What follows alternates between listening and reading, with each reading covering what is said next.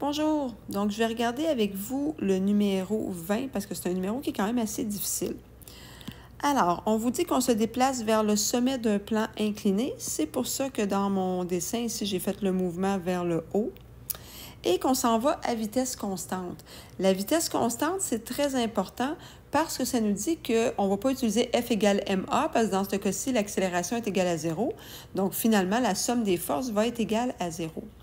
Donc, j'ai fait mon dessin. Tu vérifieras si ton dessin ressemble à ça. J'ai la force motrice qui est vers le haut, le poids en X et la friction qui s'en va vers le bas. Et j'ai ensuite le poids en Y et la normale. Ce qu'on cherche, c'est le poids total.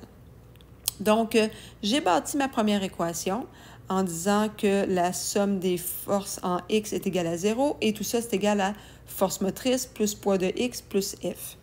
Par contre, là, je n'ai pas tenu compte des signes pour l'instant et je vais aller les rajouter parce qu'étant donné qu'on a deux inconnus, c'est-à-dire qu'on ne connaît pas le poids, on ne connaît pas la force de friction, eh bien, je vais aller insérer à ce moment-là mes signes à l'intérieur pour me faciliter la tâche pour tantôt. Donc, je pourrais même écrire dans le fond 0 est égal à la force motrice qui est de 15. Et à ça, je vais devoir soustraire P de X et soustraire ma friction. Maintenant, P de X, c'est quoi? Je vais laisser comme ça. 0 est égal. Donc, P de X, c'est en fait le poids que je ne connais pas avec ensuite le sinus de 45 degrés.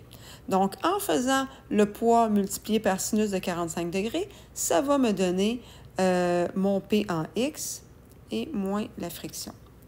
Donc, je disais que j'ai deux inconnus. Donc, je ne connais pas P, je ne connais pas F. Par contre, je pourrais avoir une deuxième équation. C'est celle que j'ai écrite ici. Cette deuxième équation-là, à ce moment-là, je vais me retrouver avec deux inconnus, deux équations. Donc, ça pourrait peut-être m'aider. Donc, si je regarde ma deuxième équation, donc la friction ici est égale au coefficient de friction qui est 0,3 multiplié par la normale. Dans ce cas-ci, la normale est égale à P de Y. Donc, je pourrais me l'écrire ici.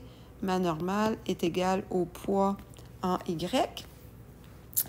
Ce poids-là, je ne le connais pas. Okay? Par contre, on est capable de dire que la normale est égale au poids cosinus de 45 degrés. Donc, avec les angles ici, je vais dans le fond, ça va me permettre éventuellement, là, je vais me retrouver avec mon poids qui apparaît ici et mon F, on va pouvoir le remplacer. On va voir ça dans quelques secondes. Donc, on va dire que la friction est égale à 0,3 fois poids cosinus de 45 degrés. Et je peux aller remplacer à ce moment-là, changer de couleur, tiens, je peux aller remplacer ma friction par cette valeur-là, ici. Donc, c'est ce qu'on va aller faire. Je vais donc avoir... Oups, qu'est-ce qui s'est passé là? OK.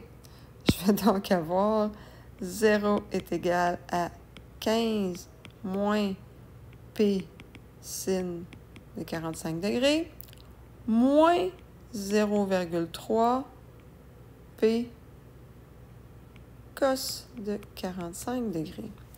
Alors là, je me retrouve effectivement avec une équation qui a uniquement des P à l'intérieur, donc je vais être capable de la résoudre. Donc, c'est l'indice que je voulais vous donner. Je vous laisse continuer. Donc, à partir de là, tu vas être capable d'aller isoler ton P pour résoudre le problème.